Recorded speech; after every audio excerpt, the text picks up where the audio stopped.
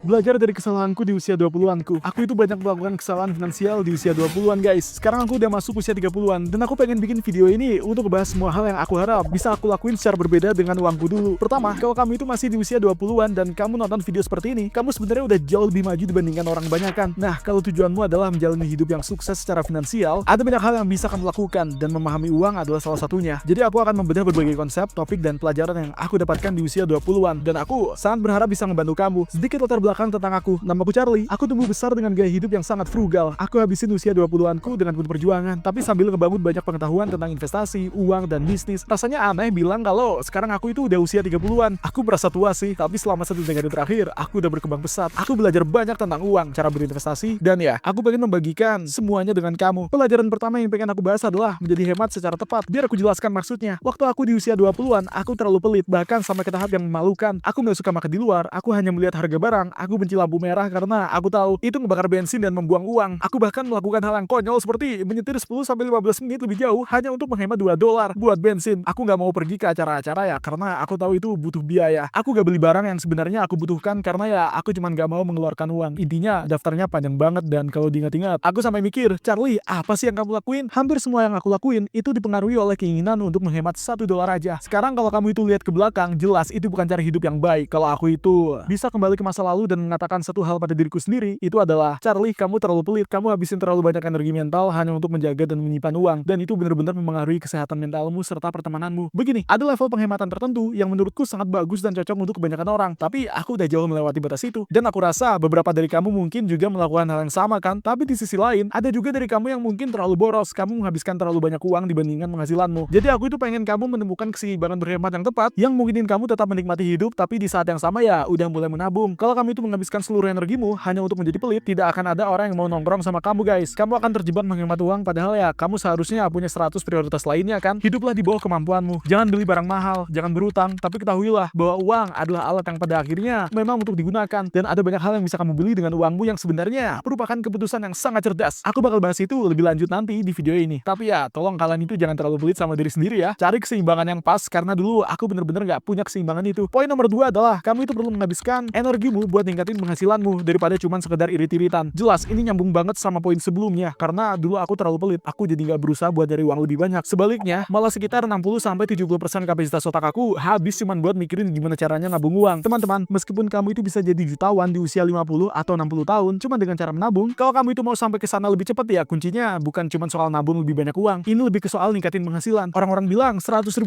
pertama itu yang paling susah. Itulah kenapa kamu harus berusaha dapetin $100.000 itu secepat mungkin, karena begitu kamu itu sampai di titik tertentu pada kurva eksponensial itu, semuanya bakal jadi lebih mudah. Cara buat ngelakuin ini dan masih manjur di tahun 2026 dan seterusnya adalah dengan mulai bisnis jasa yang bernilai tinggi. Aku ngelakuin ini di usia 20-an. Aku buka jasa fotografi dan video. Aku masang tarif setidaknya $100 per jam buat sebagian besar sesi pemotretan. Itulah cara aku bener-bener ngumpulin modal buat mulai investasi di usia 20-anku. Kalau dulu aku itu bekerja kantoran biasa yang gajinya katakanlah $25 per jam, itu bakal jauh lebih susah buat aku punya uang cukup buat investasi. Sebaliknya, aku fokus bangun keahlian yang orang itu mau bayar mahal per jamnya, dan aku tawarin keahlian itu sebagai jasa. Begitu kamu itu dapat $100.000 pertama, sisanya bakal jauh lebih gampang. Begitu kamu itu punya uang, uang itu bisa menghasilkan uang lagi buat kamu. Kamu punya akses ke sumber daya yang lebih luas, dan kamu juga bisa ambil resiko yang lebih besar. Jadi serius, coba deh dapat $100.000 pertama kamu secepat mungkin. Pikirin matang-matang buat buka bisnis jasa dan fokus naikin penghasilanmu ya, bukan cuma irit-iritan atau sekedar nabung uang. Yang ketiga, investasi yang paling gampang itu justru performanya yang paling bagus, tapi juga yang paling susah buat bener-bener dilakuin manusia. Kalau kamu itu lihat data asli di balik investasi, kamu bakal lihat kalau aslinya itu ngebosenin banget. Orang yang sukses di pasar saham atau investasi itu ya punya portofolio yang sangat bosenin. Jarang banget ada yang bener-bener dapat untung gede cuma dari milih-milih saham sendiri atau beli investasi yang beresiko tinggi. Kalau kamu itu masih di usia 20-an dan belum mulai investasi di indeks funds, itu saran terbesar gue ya, masukin aja uangmu ke S&P 500, ke instrumen kayak VOO, dan biarin uang itu mengendap buat jangka panjang. Jangan disentuh, jangan coba-coba day trading, jangan coba-coba melakukan swing trade. Beli aja ini sebagai aset jangka panjang dan simpen untuk selamanya. Seperti yang aku katakan, ini emang bertentangan dengan sifat dasar manusia ya kan. Semua orang merasa mereka lebih pintar dari orang lain dan merasa bisa mengalahkan pasar, tapi kenyataannya kamu kemungkinan besar tidak bisa mengalahkan pasar. Aku tahu pasti kalau aku sendiri ya nggak bisa mengalahkan pasar, dan ya aku udah melakukan banyak kesalahan di pasar modal. Semuanya bersumber dari keinginanku untuk merasa lebih pintar dari orang lain. Itu nggak mungkin bisa dilakuin kan. Itulah kenapa aku mendorong kamu semua untuk berinvestasi di reksadana indeks yang membosenin sebagai mayoritas portofolio kamu. Kalau ada hal-hal yang bikin kamu itu sangat optimis atau bullish, ya silahkan sisihin sedikit uang dan taruh itu di sana juga. Tapi investasi terbaik bagi 99%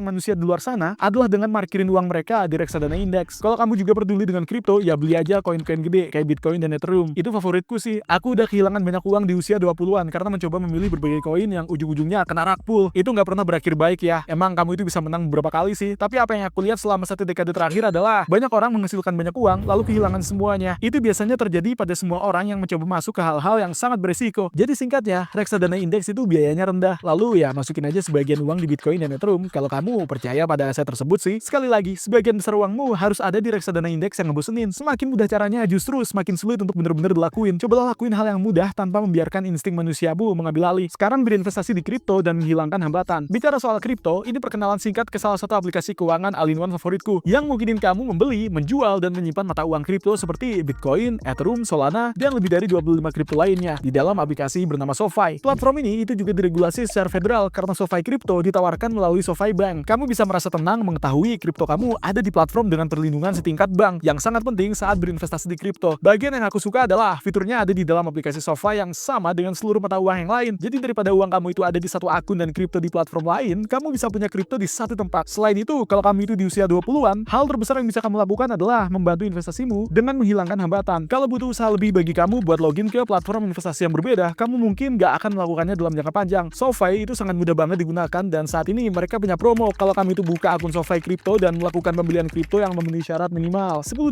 kamu bisa dapat $10 dalam bentuk stablecoin yang paling lambat 7 Februari. Ingat, kripto itu sangat beresiko dan bukan untuk semua orang guys. Jadi kalau kamu itu emang berniat untuk mulai berinvestasi di kripto, ini cara yang mantap buat memulai. Kamu bisa pakai link aku di bawah. Pelajaran keuangan keempat, ketahui tarif per jammu. Kamu itu perlu tahu tarif per jammu dan berapa nilai waktumu. Aku menghabiskan usia 20-an tanpa memantau hal ini dan gak memikirkannya. Akibatnya, aku menghabiskan hari-hari aku melakukan banyak hal yang seharusnya gak aku lakukan. Sebagai contohnya adalah, mari kita bicara tentang salah satu kerja sampingan yang aku lakukan di usia 20-an, yaitu menjadi guru les. Aku adalah seorang tutor. Aku mengajar murid dengan tarif sekitar $50 per jamnya. Tapi aku nggak menyadari bahwa waktu aku secara teknis itu bernilai sebesar itu. Sebaliknya, aku malah melakukan banyak tugas seharga $10-15 per jamnya yang seharusnya nggak aku kerjakan sendiri. Seharusnya aku mendelegasikannya atau membayar layanan yang bisa membantu meluangkan waktuku supaya aku bisa bekerja lebih banyak. Nah, kalau tarif per jam kamu itu belum mencapai $50, saran langsungku adalah berusahalah agar tarifmu bisa setinggi itu. Ini balik lagi ya soal menguasai keterampilan bernilai tinggi gitu dan menawarkan keterampilan tersebut kepada klien. Dengan begitu, baru masuk akal bagi kamu untuk mendelegasikan tugas dan membayar jasa orang lain. Ada beberapa cara untuk menghitung tarif per jam kamu. Jika kamu itu punya jasa, gunakan tarif yang biasa kamu tagihkan ke klien. Jika kamu bekerja paruh waktu, ambil gaji tahunanmu dan bagi dengan 2.000. Contohnya, kalau gajimu itu $60 per tahun, maka tarif per jammu itu adalah sekitar $30. Begitu kamu tahu angka ini, kamu akan bisa membuat keputusan yang jauh lebih baik dalam menghabiskan waktumu. Nomor 5, kamu gak belajar apapun tentang keterampilan praktis, yaitu mengelola uang di kuliah. Mereka gak mengajarimu cara menginvestasikannya, mereka cuma mengajarimu cara menghabiskannya. Menurutku, sistem pendidikan keuangan dan sistem pendidikan secara umum tuh udah cukup rusak sih. Itulah kenapa literasi keuangan tuh berada di titik terendah saat ini. Pepatah yang aku pegang teguh adalah rumput akan hijau di tempat kamu menyiramnya. Jadi kalau kamu itu pengen punya kehidupan finansial yang sukses, kamu harus belajar tentang uang. Kamu perlu belajar tentang laporan pajak, akun investasi, Roth IRA, 401k,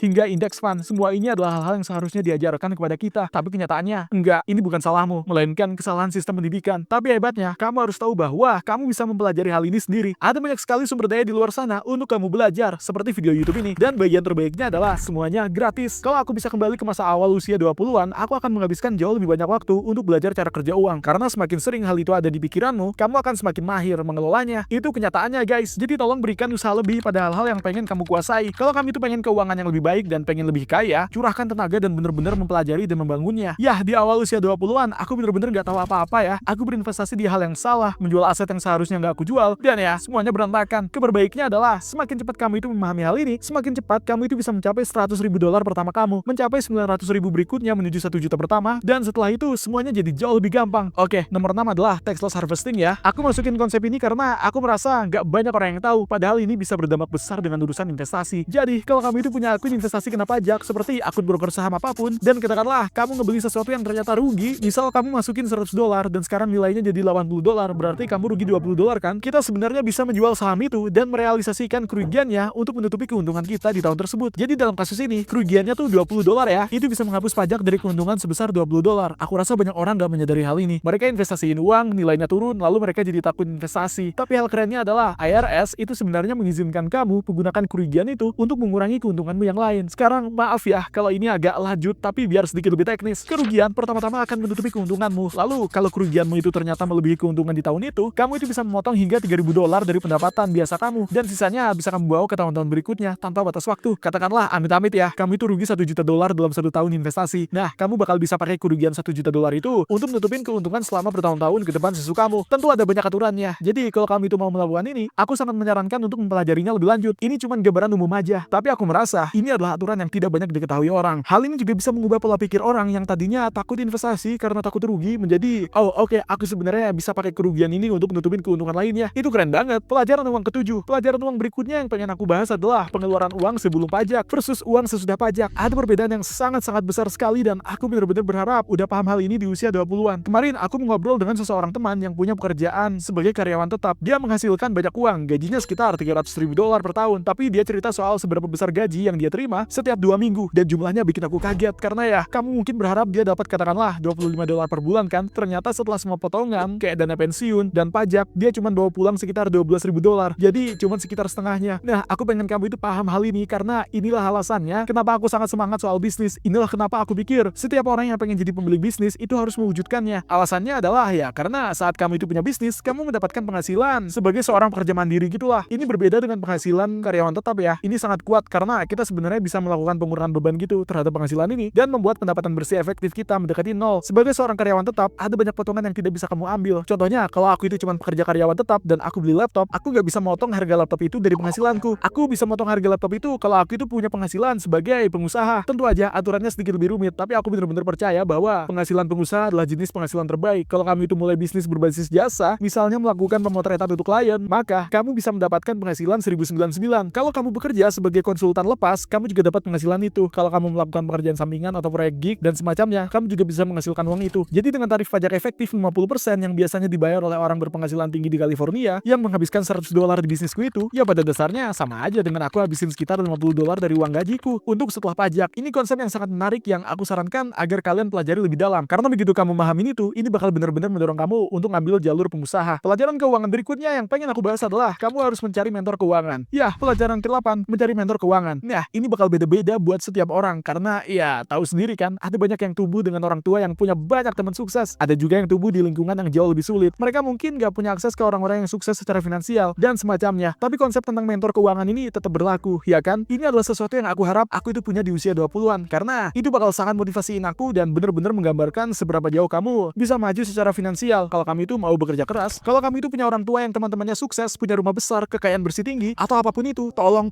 banget, cobalah bicara ke mereka, belajarlah dari mereka. Kalau kamu itu lagi kuliah dan punya profesor yang sukses, ajaklah mereka bicara. Aku melewatkan begitu banyak kesempatan untuk mengobrol dengan orang-orang hebat karena dulu aku pikir punya mentor keuangan itu nggak penting. Kamu bisa menyebutnya mentor keuangan, ya mentor aja sih, atau apapun terserah kamu. Intinya penting banget buat kamu bicara dengan orang-orang yang sudah melakukan apa yang ingin kamu lakukan. Jangan malu dan mereka senang berbagi cerita kok. Mereka pengen ngebantu anak muda. Tanya aja ya, oke? Hal terburuk yang bisa mereka katakan cuman enggak. Tapi kalau kamu bertanya ke cukup banyak orang, aku jamin kamu bakal menemukan seseorang yang mau membantu, yang berbagi sebidang ilmu, pengalaman, dan hal-hal tak ternilai lainnya. Itu bakal benar-benar menempatkan kamu di jalur cepat menuju kesuksesan finansial. Kalau kamu itu nggak kenal siapapun secara langsung, pergilah ke tempat yang tepat, kenalan dengan orang baru, atau cari aja mentor online. Sebenarnya, aku mengaitkan banyak kesuksesanku di akhir usia 20-an karena belajar dari mentor online. Ya, mereka adalah orang-orang yang nggak aku kenal, belum pernah aku temuin, dan mereka pun nggak tahu siapa aku. Tapi aku konsumsi konten mereka, dan aku belajar banyak hal luar biasa. Bener deh, mentor itu ada di mana-mana. Jadi, kalau ada sesuatu hal yang bisa kamu ambil dari poin ini, itu adalah berusahalah untuk menemukan mentor-mentor tersebut dan benar-benar belajar dari mereka. Oh ya, aku bahkan bisa jadi mentor onlinemu loh, ya kan? Kalau kamu itu merasa nyambung sama aku dan kalian merasa punya kemiripan sama ceritaku dan kalian merasa hal yang aku sampaikan ini bermanfaat, ya udah, jadiin aku sebagai mentor keuanganmu. Poin berikutnya yang pengen aku bahas adalah kamu harus mencatat keuanganmu dengan disiplin. Pelajaran ke-9, cara mencatat keuanganmu. Aku gagal melakukan ini di usia 20-an dan hasilnya aku nggak tahu uang gua ada di mana, lari kemana, atau aku pakai buat apa aja. Jadi aku bener-bener menyarankanmu tolong gunakan platform apapun untuk mencatat keuanganmu. Saat ini aku pakai Monarchma nih. Mereka ini bagus ya. Ada banyak platform lain juga dan pada dasarnya yang kamu lakuin adalah menghubungkan semua akun keuanganmu seperti rekening bank, akun investasi, dan kamu bisa mantau semuanya dari satu tempat aja. Bakal ada angka di bagian atas layar yang menunjukkan kekayaan bersihmu. Itu sederhananya adalah total asetmu dikurangin utang-utangmu. Jadi kalau kamu itu melacak angka ini dan memantau semua hal berbeda yang berbentuk nilai kekayaan bersihmu, ini bakal membantu kamu buat ambil keputusan finansial yang jauh lebih baik. Lagi pula jumlah informasi keuangan itu seringkali bikin pusing buat kebanyakan orang ya kan. Kamu punya banyak langganan dan kamu beli ini dan itu dan uang masuk, ada pembayaran pajak, dan ini bener-bener bakal kalah kalau kamu itu mencoba mengingat semuanya cuma lewat hafalan. Kalau kamu nggak mau bayar layanan aplikasi, kamu bisa pakai spreadsheet aja. Sebenarnya sebenarnya ada banyak banget cara buat kamu itu melacak uangmu kok. Kamu bahkan bisa pakai AI kayak ChatGPT. Tapi yang penting adalah kamu itu perlu tahu di mana posisi uangmu, karena apa yang dilacak itu bakal membaik, sedangkan apa yang gak bakal dilacak itu bakal terlupakan. Pelajaran uang ke-10, pola pikir keuangan yang mengubah segalanya. Ya, pelajaran uang terakhir yang ingin aku bahas adalah sesuatu yang benar-benar aku alamin. Ini adalah hal yang sangat membantu aku. Aku rasa tinggal di Amerika dengan pola pikir konsumerisme yang dimiliki kebanyakan orang, ya banyak orang yang harus benar-benar mendengar pola pikir ini dan menerapkannya di hidup mereka. Jadi pola pikir yang aku bawa sejak kecil adalah ini sangat khas orang Asia gitu ya. Ya, uang yang dihasilkan itu untuk ditabung, bukan untuk dihabiskan. Aku ulang ya, uang yang kamu hasilkan itu tujuannya untuk ditabung, bukan buat dihabiskan. Mayoritas orang menganggap pendapatan mereka sebagai uang masuk yang harus langsung dihabiskan begitu sampai di rekening. Dan guys, aku paham kenapa orang berpikir begitu, karena itu udah mendarah daging di budaya kita. Tapi kalau kami itu ambil pendekatan berbeda soal uang dan untuk apa sebenarnya uang itu digunakan, ini mungkin bakal mengubah total arah keuanganmu. Alasan kenapa aku dulu terlalu pelit di usia 20-an adalah karena aku punya pola pikir ini, tapi kadarnya berlebihan. Jadi intinya, kamu pengen punya pola pikir seperti ini, tapi dalam porsi yang pas ya kan? Alasan utama kita mencari uang seharusnya untuk menabung dan menumbuhkan kekayaan bersih, sementara sebagian kecilnya dipakai buat kehidupan sehari-hari dan kemewahan kecil yang kamu inginkan. Perubahan pola pikir kecil ini itu bakal sangat mempengaruhi apa yang kamu lakukan dengan uangmu. Dan karena ini sangat simpel, pilihannya cuma dua, kamu patuh atau enggak. Gampang banget buat dibedain ya. Ini adalah satu hal yang sangat aku syukurin karena aku tumbuh dengan itu. Aku sangat berterima kasih kepada orang tua aku karena udah menanamkan pola pikir ini kepada aku. Aku bener-bener merasa ini sangat memicu minatku pada keuanganku secara pribadi, buat investasi, cari uang, bisnis, dan hal-hal semacam itu. Intinya, ini membawaku ke jalan yang membuahkan banyak hal luar biasa bagiku. Ya, aku bener-bener sangat bersyukur. Sekarang ke kesimpulan ya, aku harap ini bener-bener bisa ngebantu kamu. Kalau kamu itu udah nonton video ini, kamu udah ngelakuin jauh lebih banyak hal dibandingkan kebanyakan orang. Aku mau bilang selamat, kamu hebat. Kamu juga harus tahu bahwa kamu punya kekuatan buat mengubah total arah kehidupan finansialmu. Setiap hari kita itu buat banyak banget keputusan dan semuanya berdampak pada keuangan kita. Kalau tujuanmu adalah menjadi kaya, ketahuilah kalau kamu memegang kendali penuh atas hal itu. Semoga kamu bisa menerapkan beberapa pelajaran uang yang aku harap udah aku tahu di usia 2 bulan ini ya. Tujuan utamaku adalah membantu generasi berikutnya supaya benar-benar sukses dalam keuangan mereka, menghasilkan banyak uang, menabung banyak uang, dan ya sukses dalam hidup. Semoga kamu dapat manfaat dari sini. Kalau iya, pastikan tekan tombol like dan juga subscribe untuk konten-konten seperti ini. Aku buat banyak banget video tentang kewirausahaan, AI, teknologi investasi, keuangan, dan semuanya untuk membantu kalian menjalani kehidupan finansial yang sukses. Terima kasih banyak atas waktumu dan sampai jumpa di video berikutnya. Peace!